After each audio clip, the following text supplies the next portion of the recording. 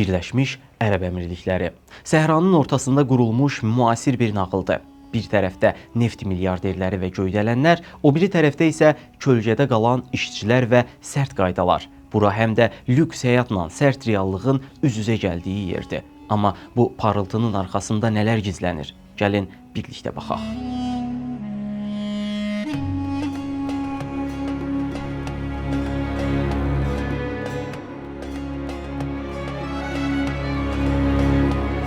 Birləşmiş Ərəb Əmirlikləri Ərəb yarımadasının həm neft ehtiyatları, həm də neft milyarderləri ilə dolu ölkəsidir. Bu ölkədə demək olar ki, hər addımda lüks avtomobillərə, nəhəng otellərə və səmaya ucalan göydələnlərə rast gəlmək olur. Hər biri milyonlar dəyərində olan bu binalar göz qamaşdırıcı təmtəraqla tikilib.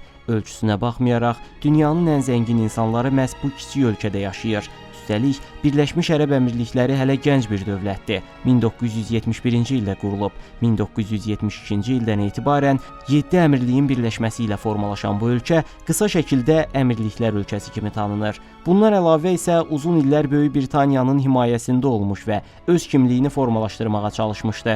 Ölkədəki zənginliyin əsas mənbəyi neftdir. Məsələn, hər il ölkəyə 400 milyard dollardan çox gəlir daxil olur ki, bunun da 70%-dən çoxu məhz neft satışından əldə edilir. Eyni zamanda Dubay kimi dünyanın tanıdığı zəngin şəhərlərə sahibdir və bu şəhərlər lüks həyat tərzini təbliğ edən turizmin əsas qapılarından sayılır. Əslində bir çox turistin buranı ziyarət etməsinin əsas səbəbi də Dubayın populyarlığıdır. Lakin ölkədə idarəçilik tam olaraq müasir hüquq sisteminə əsaslanmır. Burada mülki və şəriət hüququnun birləşməsi ilə xüsusi bir idarəetmə forması mövcuddur. Ümumiyyətlə, Birləşmiş Ərəb Əmirlikləri ərazi baxımından kiçik dövlətdir. Əgər bunu Səudiyyə Ərəbistanı kimi qonşu ölkələrlə müqayisə etsək, fərq daha da aydın görünür.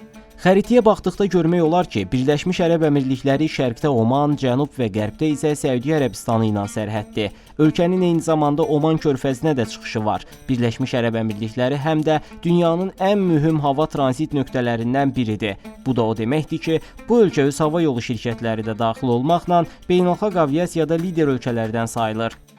Tarixində qısa bir səyahət etsək, bu ərazilərdə hələ eramızdan əvvəl 3000-ci illərdə belə insan məskunlaşması olub. Coğrafi mövqeyinə görə bu ərazilər 1000 illər əvvəl də əhəmiyyətli ticarət yolları üzərində yerləşirdi. İslamın yayılma dövründə isə bütün Ərəb yarımadası kimi burada müsəlman torpaqlarına çevrildi. Sonrakı yüzilliklərdə bu bölgə Osmanlı imperiyası da daxil olmaqla müxtəlif dövlətlər tərəfindən idarə olunmağa çalışılıb. Ancaq neft tapılana qədər bu ərazi dünyanın diqqət mərkəzində deyildi. 20-ci əsrin əvvəllərinə qədər insanlar əsasən dəniz məhsulları ilə dolanır və iqtisadi baxımdan çətinlik içində yaşayırdılar. Yalnız 1958-ci ildə, yəni çox da uzaq olmayan bir tarixdə bu ölkədə neft tapıldı və bu da bölgə əhalisini yoxsulluqdan dünyanın ən zəngin insanlarına çevirdi. Demək olar ki, hər kəs neft sahəsində iş qurdu və şirkətlərini böyütdü. Bu gün isə neft dövründə doğulub böyüyən uşaqlar dünyanın ən zəngin ailələrinin üzvləri hesab olunurlar. Təbii ki, ölkədə yaşayan hər kəs milyarder deyil. Dubay kimi məşhur şəhərlərə işləməyə gələn sıravi insanlar da burada yaşayır. Məsələn, ölkədə adam başına düşən illik gəlir 70.000 Amerika dolları civarındadır. Bu da təxminən ayda 6.000 dollara bərabərdir. Amma tikinti işçisi olaraq Dubaya işləməyə gedən biri bu məbləği qazanmaqdan çox uzaqdır. Hətta ölkədə işçi hüquqlarının pozulduğu, bəzi sahələrdə işçilərin demək olar ki, köləlik şəraitində çalışdırıldığı bildirilir. Dubaya işləməyə gələn bu işçilərin əksəriyyəti Bangladeş, Hindistan və digər yaxın şərq ölkələrindən olan kasıb insanlardır. Onlar ölkələrində iş tapa bilmədikləri üçün ümidlə Dubaya gəlirlər, lakin yüzlərlə insan bu tikintilərdə həyatını itirir. Ölkənin rəsmi dili təbii olaraq ərəb dilidir, lakin bu daha çox simvolik xarakter daşıyır, çünki ərəb iş adamları əsasən ingiliscə ünsiyyət qurur və ticarət aparırlar. Bundan başqa, ölkədə qanuni və qeyri-qanuni yollarla gəlmiş miqrantların sayı o qədər çoxdur ki, küçədə addımlayarkən Pakistanlıların, Hindistanlıların öz dillərində danışdığına şahid olmaq mümkündür.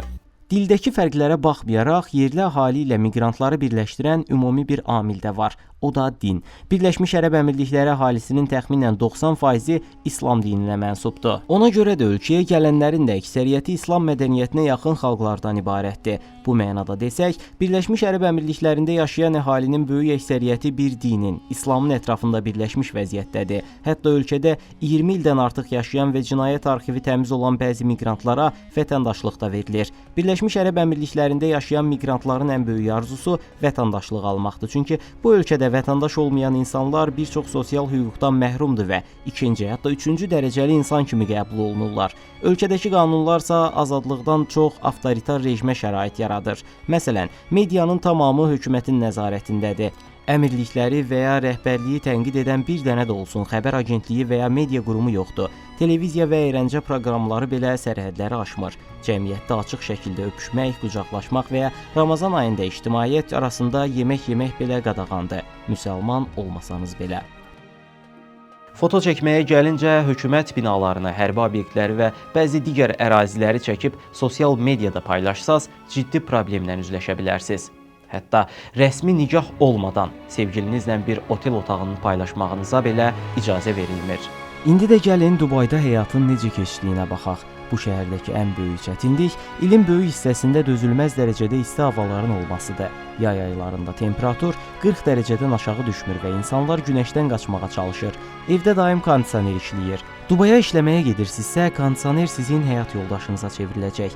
Əmək bazarında minimal əmək haqqı anlayışı yoxdur. Ən aşağı maaş inşaat işçiləri və ofisiantlar alır. Müvafiq olaraq 2500-3000 Amerika dolları.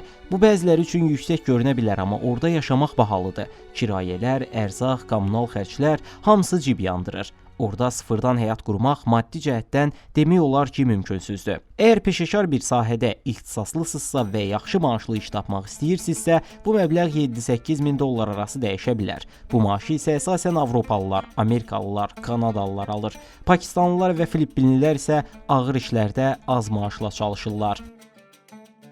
Əgər təbiət sevərsinizsə, Dubay və Birləşmiş Ərəb Əmirlikləri sizi cəlb etməyəcək. Burada hər yer beton, göydələn və süni binalarla doludur. Yuxarıdan baxsaz yalnız boz mənzərə görərsiniz. Safari çölü sizi biraz sevindirə bilər, amma bu da baha başa gələcək. Dubay küçələrində gəzərkən şəhərin sanki ruhunun olmadığını hiss edirsiniz. Lüks maşınlar, 1000 dollarlıq geyimlər, kral otaqları, hamısı süni bir zənginlik görüntüsüdür. Həyat yalnız pul üzərində qurulub və bu şəhərin cazibəsini öldürür. Bununla belə Birləşmiş Ərəb Əmirlikləri bugün dünyanın ən təhlükəsiz ölkələrindən biridir.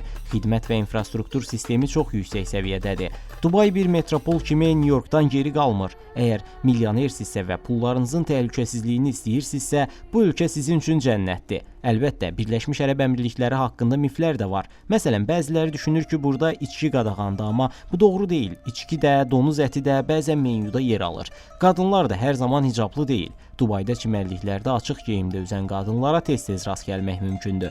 Nəticə itibarilə Birləşmiş Ərəb Əmirlikləri və Dubay sadə gəliri olan insanlar üçün yaşamaq yeri deyil.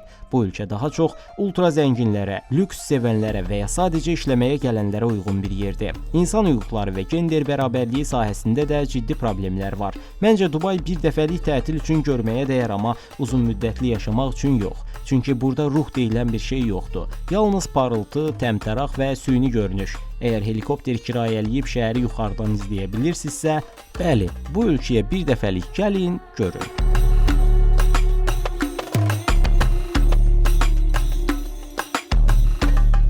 Belə, video haqqında fikirlərinizi və məndən hansı ölkələrdən danışmağımı istədiyinizi şərh bölməsində paylaşmağı unutmayın. Dünyanı birlikdə kəşf edəcəyik. Bu səbəbdən yeni videolarımı qaçırmamaq üçün kanala abunə olun. Növbəti videoda görüşənədək sağ olun.